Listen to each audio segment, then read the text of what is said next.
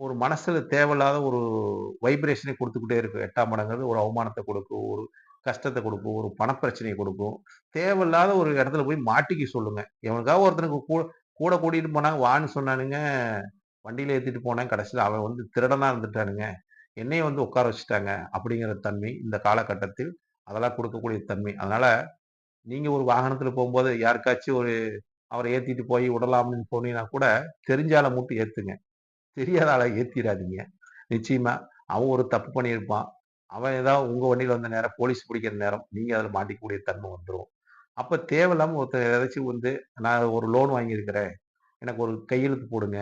நீங்க போட்டீங்கன்னா கொஞ்சம் குடுக்குறீங்கறாங்க. இல்ல எனக்கு ஏதாவது பணம் வாங்கி குடுங்க. யாருக்கும் பண உதவி செய்யுங்க." அப்படின்னு சொன்னாங்கன்னா, இதெல்லாம் நீங்க செஞ்சிராதீங்க நண்பர்களே. இது செஞ்சீங்கன்னா சிக்கிக்குவீங்க, மாட்டிக்குவீங்க, பிரச்சனை உண்டாகிரும். அப்ப இந்த காலகட்டத்தில் அடுத்ததாக நீங்க ஒரு சொந்தமாக ஏதாச்சும் நீங்க ஒரு பிசினஸ் செய்யலாம். இடம் வாங்கலாம், ஒப்பந்தம் போடலாம் அப்படிங்கிறதெல்லாம் பண்ணா கூட, அதுலயும் பிரச்சனைய குடுக்கும். தேவையில்லாத அவமானத்தை சந்திக்கக்கூடிய ஒரு காலகட்டங்கள் இந்த சனி பயிற்சி காலகட்டங்களா இருக்கிறதுனால 2 1/2 வருஷ காலம் நீங்க கம்முனு இருப்பது, அதாவது கம்முனு இருக்குன்னா, அடுத்தவரோட பிரச்சனைகள அடுத்தவரோட எதுலயும் நீங்க தலையிடாம வந்து, நீங்க உண்டு உங்க வேலை உண்டுன்னு பார்த்துட்டு வந்தீங்கன்னா, உங்களுக்கு எந்த பிரச்சனையும் இல்லைங்க. தேவையில்லாம ஒரு பஞ்சாயத்துக்கோ, ஒரு வம்பு வழக்கோ எதுக்கும் போயி நீங்க மாட்டிக்காதீங்க அப்படிங்கிறது தான். ஏன்னா உங்களை தேடி இதெல்லாம் வருங்க.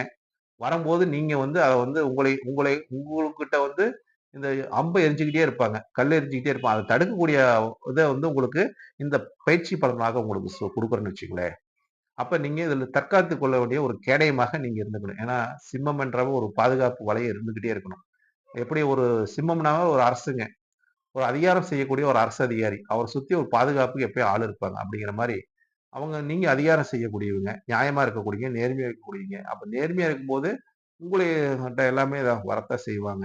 அப்ப உங்கள நீங்க எதுலயாச்சும் மாட்டிக்காதீங்க. சிக்க வச்சுருவாங்க. அரசு வேலையில இருக்கிறவங்கலாம் மிக கவனமுடன் இருப்பது சிறப்பை தரும். ஏன்னா, சிம்மராசியில இருக்கிறவங்க நெறைய பேரு அரசு அதிகாரிகளா இருப்பாங்க. ஏன்னா, அது அரசுக்கு சொந்தமான வீடு. ஆட்சி செய்றவங்களா இருப்பாங்க. அப்ப இவங்களுக்கும் இந்த காலகட்டம் மிக, மிக கவனமுடன் செயல்படுவது, முன்னெச்சரிக்கையோட செயல்படுங்க. வேற ஒண்ணும் கிடையாது. இது ஒண்ணும் பண்ணாதுங்க. அஷ்டமச்சனி அவமானத்த குடுக்குங்க. உங்களுக்கு அவமானம் வராத சூழ்நிலையை ஏற்படுத்துவாங்க. அதுலருந்து நீங்க தப்பிக்கிறதுக்கு என்ன வழியோ, அந்த வழிய மட்டும் கையாளுங்க. அதுக்கு தான் சொல்லியிருக்கிறேன். அடுத்தது சிம்ம ராசிக்கு வந்து சனி பகவானோட பார்வை. ஏன்னா, இப்ப அவரு ஆதிபத்தியத்தையும் அவர் இருக்கிற இடத்தையும் சொல்லிட்டேங்க. அவரோட பார்வை என்ன பலன் குடுக்கும்னு வேணும்ல? இப்ப சிம்ம ராசிக்கு சனி பகவானோட பார்வை எந்த இடத்த பாக்குது? 10ஆம் இடத்த பாக்குது. தொழில் ஸ்தானத்த பாக்குது. அப்ப தொழில்ல மிக கவனமுடன் நீங்க செய்ய வேண்டும். அதாவது தொழில பார்க்க தான் உங்களுக்கு தொழில்ல பிரச்சனைகள் கூட சனி பகவான் பார்க்கறனால சில பிரச்சனைகள் வந்துகிட்டு தான் இருக்கும். தொழில் செய்ய விடாம ஏதாவது ஒரு சிக்கல குடுத்துக்கிட்டே இருக்கும். அப்ப